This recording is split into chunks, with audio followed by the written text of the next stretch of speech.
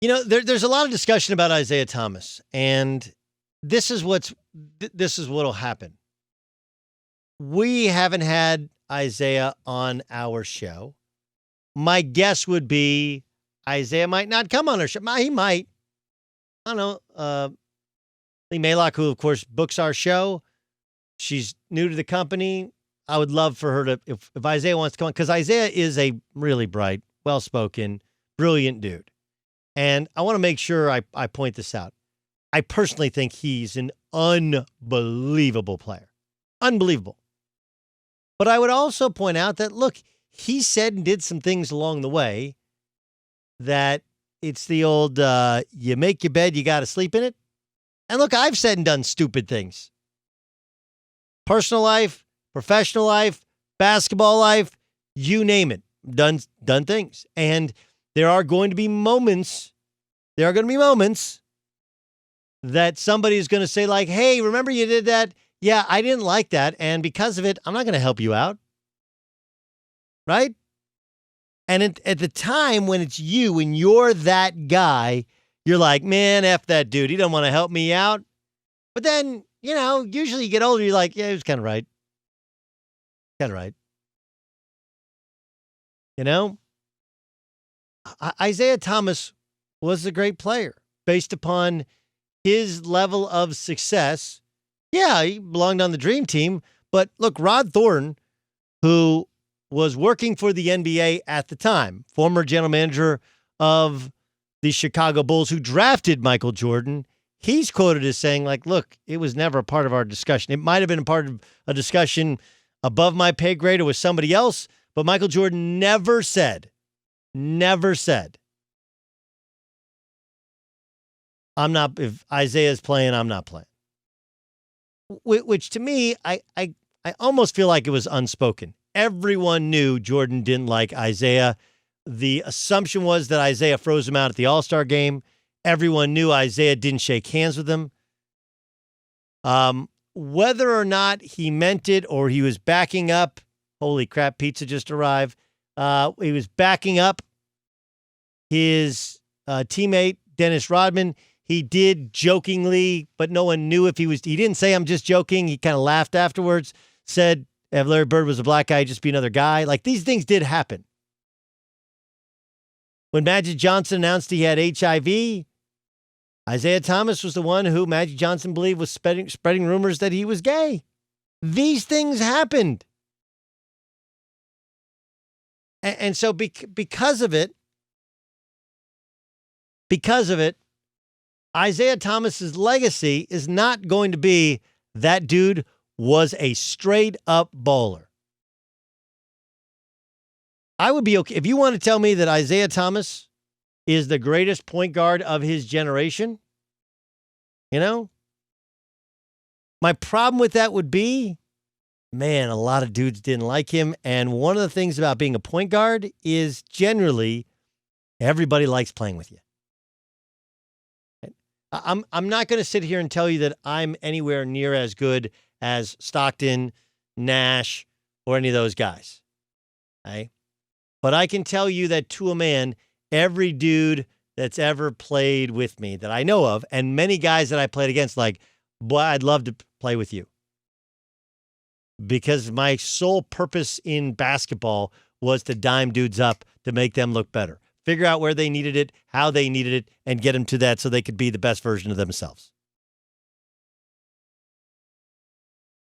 Isiah Thomas, by the way, 1 year in the early 80s when he was just 23 years old, averaged 21 points and 14 assists a game. Like, that did happen. He was ridiculous. Just a dominant. Imagine what he would do in the way in which teams. We always talk about how would Jordan be right now? How would Isiah Thomas be? Virtually unguardable. And unlike some of these other dudes, he did play defense. He was tenacious. He did win a national title. So there's a lot to him.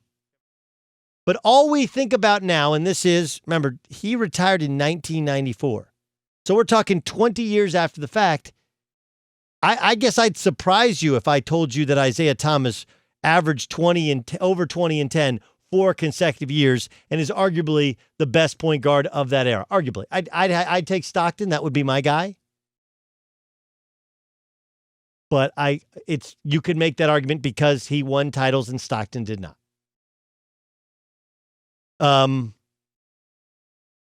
But it's like Mo Cheeks is beloved. Like, you're talking about Mo Cheeks. People don't mention even Isiah Thomas and Mo Cheeks, and Isiah Thomas is better than Mo Cheeks, but wasn't as well liked. I think that's where Kevin Durant is going. Maybe it's Kyrie, but I feel like it's Kevin Durant. Because KD, and it wasn't just how it ended in Oklahoma City in terms of on the field, on the court, up 3-1, and then you lose that lead. It's the how you handled it with Nick Collison and Russell Westbrook, telling them you were coming back, and then the entire time knowing you weren't coming back. Explaining it away 5 times over. Telling people that we just didn't have enough skill around us. I think everyone respects Kevin Durant's ability, and everyone thinks that Kevin Durant is a pretty good dude, but all of this other noise and nonsense actually overshadows that Kevin Durant was the best player in the league for probably 2, maybe 3 years. Kareem's legacy gets a little muddled because he played with Magic and he played so long and he was such a shell of himself late that people forget how dynamic he actually was. And it was before the Bird. Bird and Magic were tied together.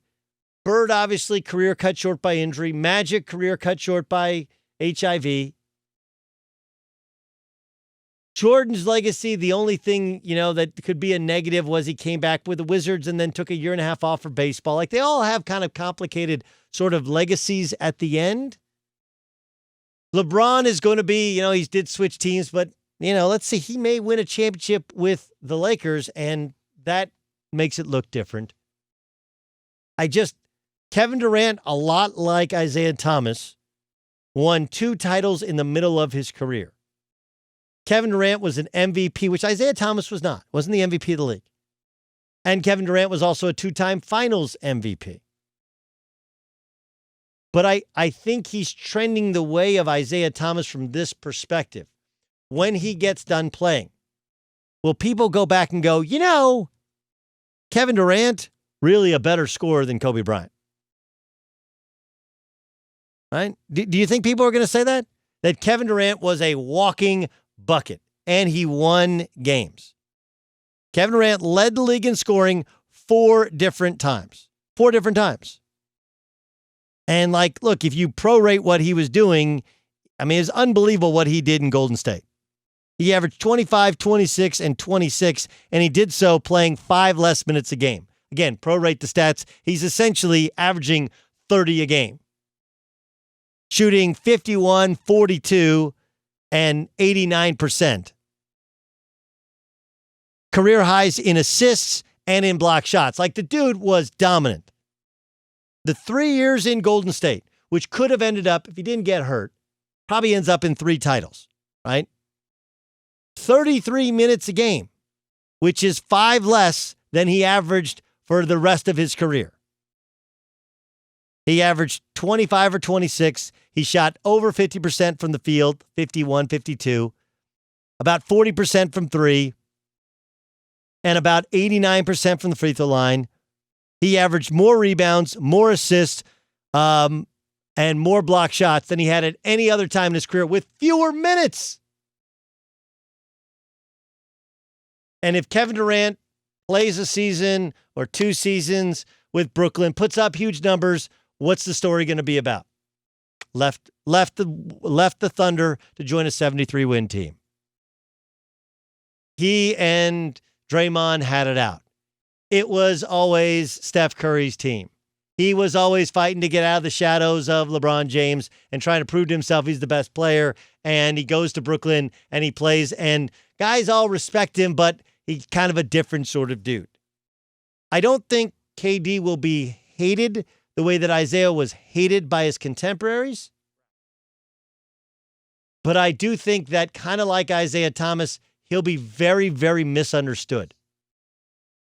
And the problem with guys that are misunderstood is it's really hard to try and explain who you are and what you were, because it feels like you're defending yourself and trying to change the narrative, even when you're trying to tell from your perspective what actually happened. I don't feel bad for Isiah Thomas. He's still in the Hall of Fame. Still won 2 titles, won a national title. He's made a lifetime. He's had, despite the fact that he was not well liked, he can sit here and go, like, yeah, I paid the price. Like, look, dude, you got to run the Knicks. You got to run the Raptors. You got to run the CBA. You got to be the head coach of the Pacers. Okay? And none of them really went well. All of these opportunities were afforded to you because you're bright, you're good looking, and you were a superstar player, right? So it's not a woe is me thing. I just think that his career is always going to be overshadowed by all of the other stuff, instead of that guy was nasty. He was the wallet from Pulp Fiction.